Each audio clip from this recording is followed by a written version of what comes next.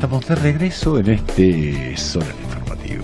¿Qué te parece si conversamos con Alberto Mayol sobre las situaciones que están marcando esta semana sobre en la los jugos contingencia y los, claro, jugos Watts y era con alfajores, eso era. ¿No Don Alberto compró el jugo Watts y los alfajores, ¿o no? Pero porque ahí en la Universidad de Santiago los venden, ¿no? ¿Conoce a Francisca? Yo supongo que serán ahí cerca de hechos cerca de casa, efectivamente. Ah, ya. Sí, la verdad es que entre mis pocas exclusiones de poder referirme, hay una que es muy evidente, y es que yo como soy académico y soy vicedecano de una facultad en la universidad, dado que está involucrado un decano de la misma universidad.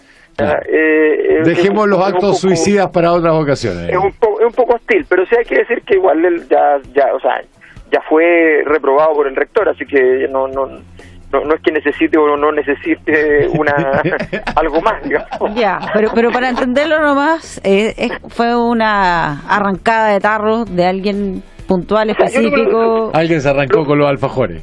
Claro, para ser más exacto, arrancada de alfajores.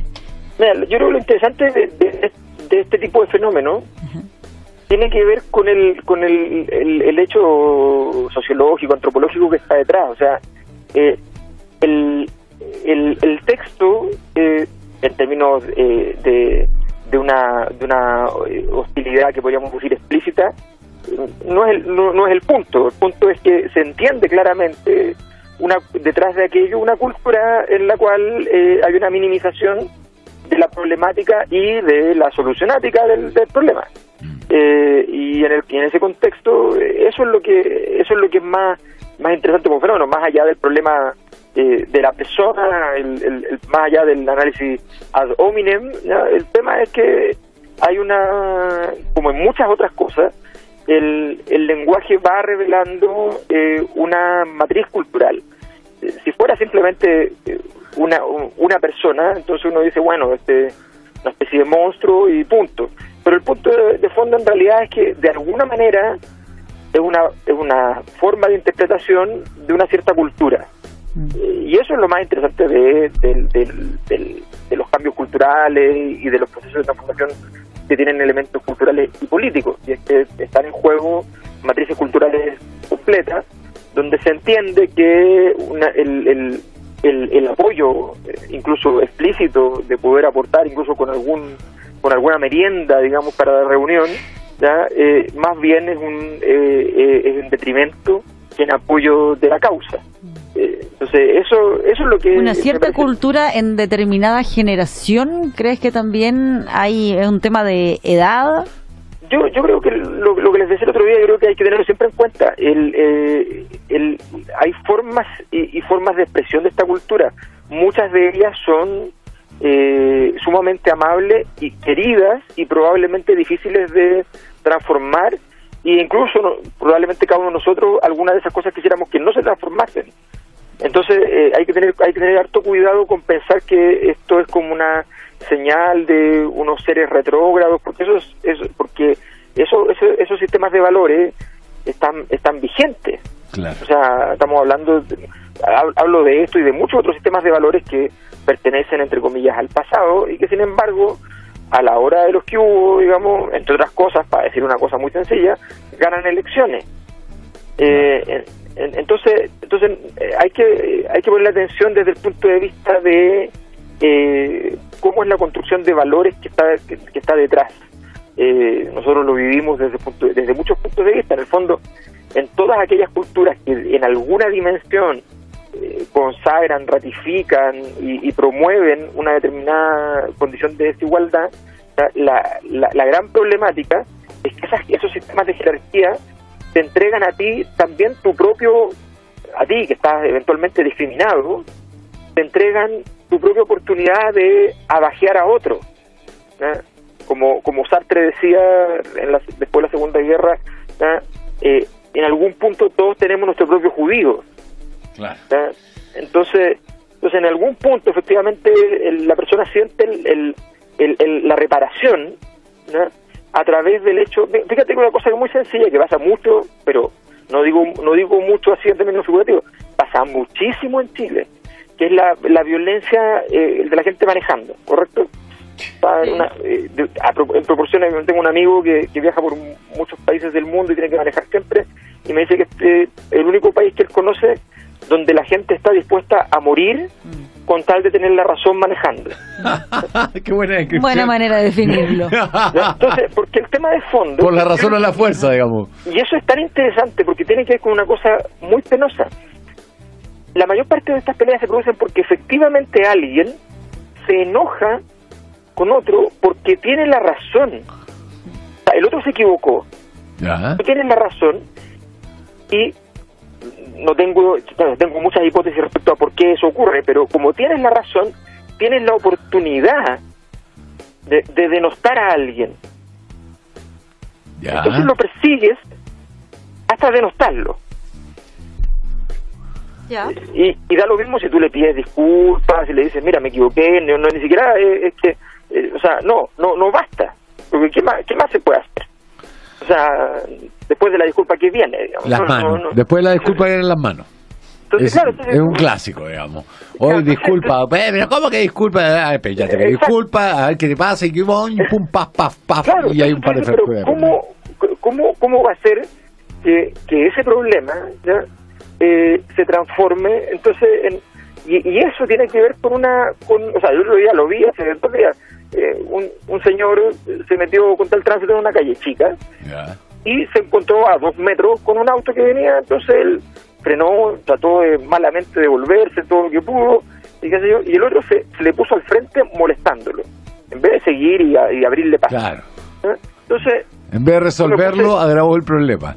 Entonces yo me puse detrás del que estaba armando el lío y le toqué la bocina y le dije, ya, o sea, digamos, de verdad no tiene sentido. Ya. Y el tipo se tuvo que correr y qué sé yo. Pero cuando se corrió y el otro logró salir, luego se devolvió también él contra el tránsito para seguirlo.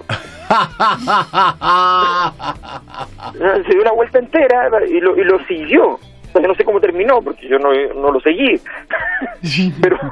pero el otro tipo sabía que se había equivocado, se dio la vuelta y se fue. El otro estaba tan enojado de tener la razón, que fue. ¿Y qué hay detrás de eso? A mi juicio, hay una sociedad debilitada por sus propios triunfos de cada uno de nosotros como miembros de la sociedad, cuando tenemos la razón. O sea, cada vez que tenemos la razón vale tan poco que cuando tenemos la ocasión de usar el hecho de que tenemos la razón para algo, entonces lo usamos de una manera absurda.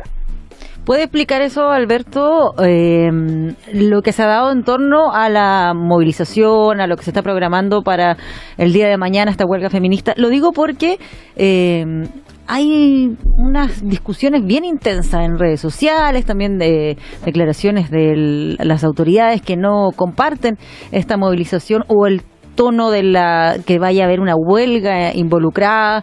Han sido temas bien variados los que han provocado la discusión, otros por el hecho de si acaso los hombres tienen o no que participar en la movilización, algunos que directamente no quieren saber de este 8M o consideran que no es necesario manifestarse.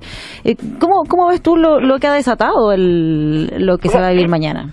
Yo creo que hay varias dimensiones que son las que han ido complicando al gobierno. Primero, hay una cosa que a la gente que pasa mucho en política y que es difícil aprenderlo y asumirlo, y le pasa al gobierno. El año pasado el gobierno se manejó respecto al movimiento feminista impecable. Uh-huh.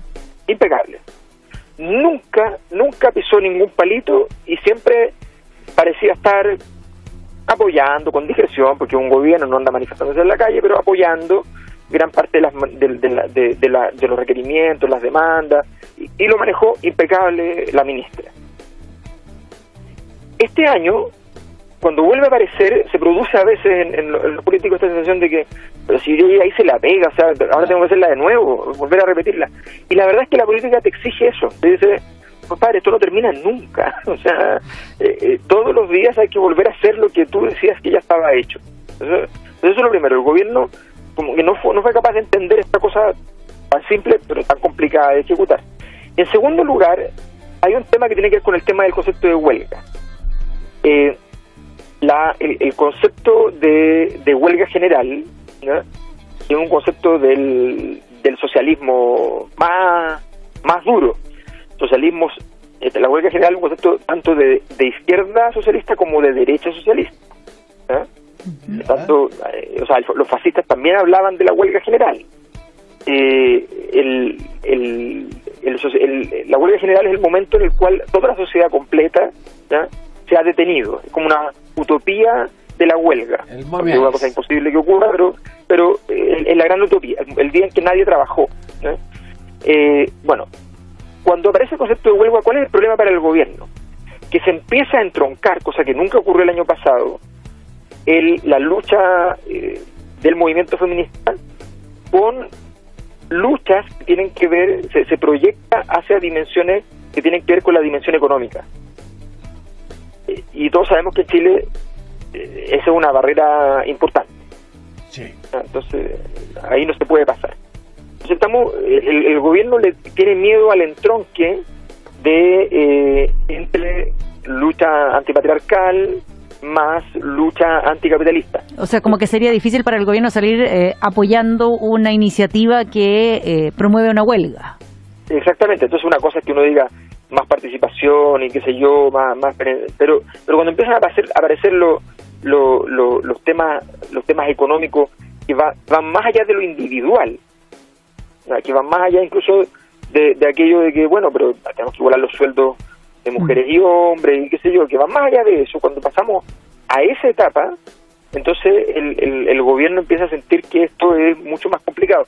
Y esto, desde el punto de vista del movimiento feminista, no es muy raro, porque gran parte del movimiento feminista viene provisto de luchas sociales por un siglo, pero elementos conceptuales por 2 siglos, 3 siglos. O sea, y es un gran movimiento de carácter bastante intelectual. Y gran parte de esa teoría es una teoría que al mismo tiempo es una teoría anticapitalista, una teoría de izquierda. Entonces, se puede empezar a complicar para el gobierno el escenario. Ahora, cometieron el error, además, y este es el tercer punto, digamos, es que cometieron un error político simple y puro, que fue en la práctica llamar a huelga. Cuando un gobierno dice nos parece muy bien las reivindicaciones, pero no deben evaluar si quieren hacer una huelga. Oye, pero te están dibujando la huelga. O sea, además apareció una campaña publicitaria. Entonces, y nosotros nos parece que no deberían hacer tal cosa. Bueno, te están diciendo que tienes que hacerla. O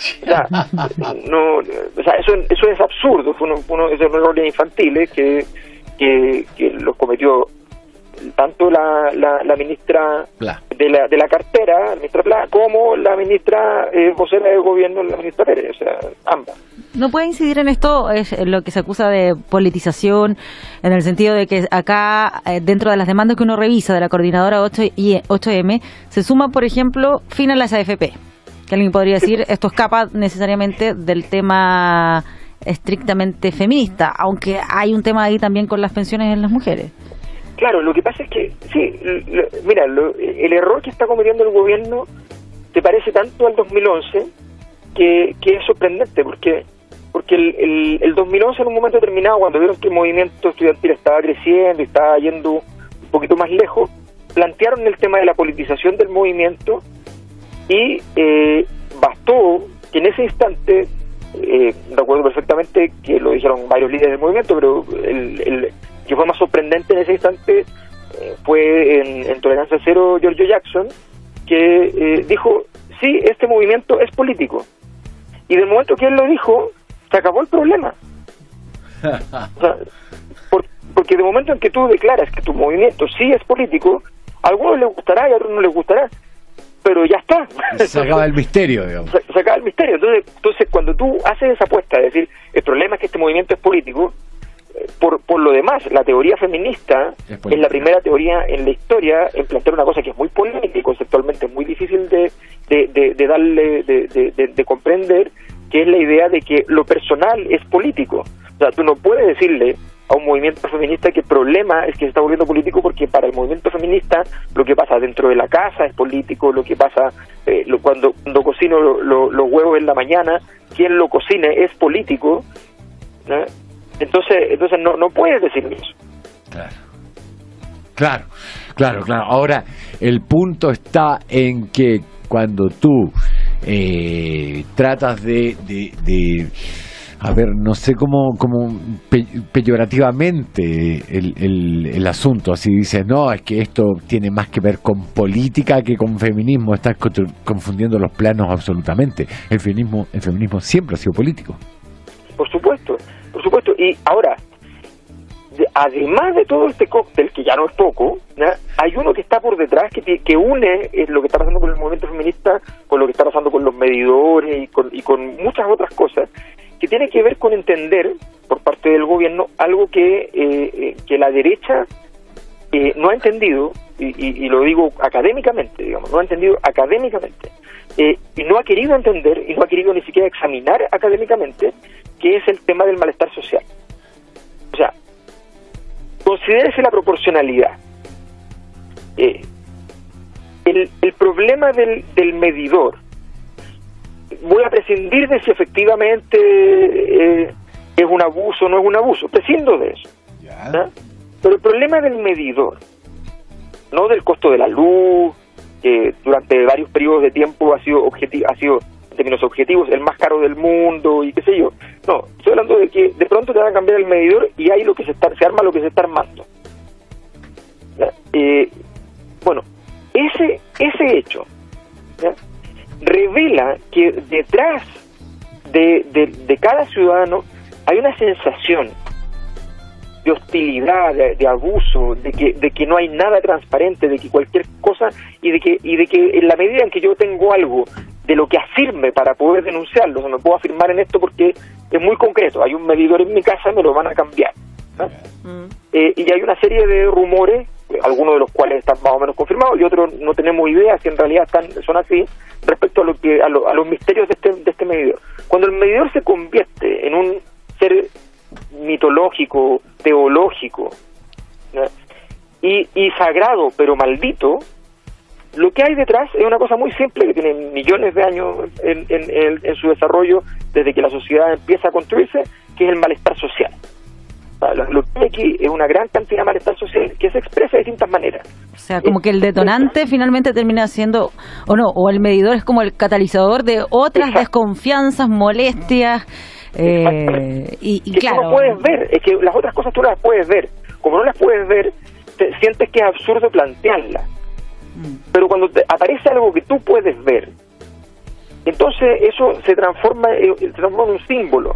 Cuando pasa lo que pasó y ese malestar tiene que ver con lo que pasó en el verano con Pérez Cruz, tiene que ver con donde los gobiernos tienen que administrar no solo lo que hacen ellos, sino que lo que pasa en la sociedad y la sensación de abuso que la sociedad ronda. Le pasó a Piñera en su primer gobierno. La derecha salió en masa a decir que el fenómeno no existía.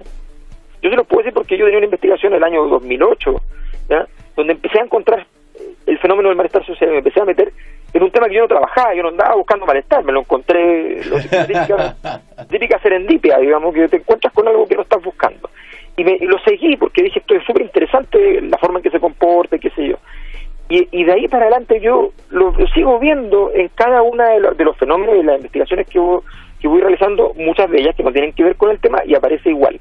Y sin embargo, sistemáticamente, desde la derecha, por razones los intelectuales, pero no solo los intelectuales, obviamente también asociados a esto los políticos, pero en gran medida además los intelectuales solicitados por los políticos que le digan que no hay malestar social, que por el contrario la gente es feliz, que son cosas distintas además, no tienen nada que ver una cosa con la otra.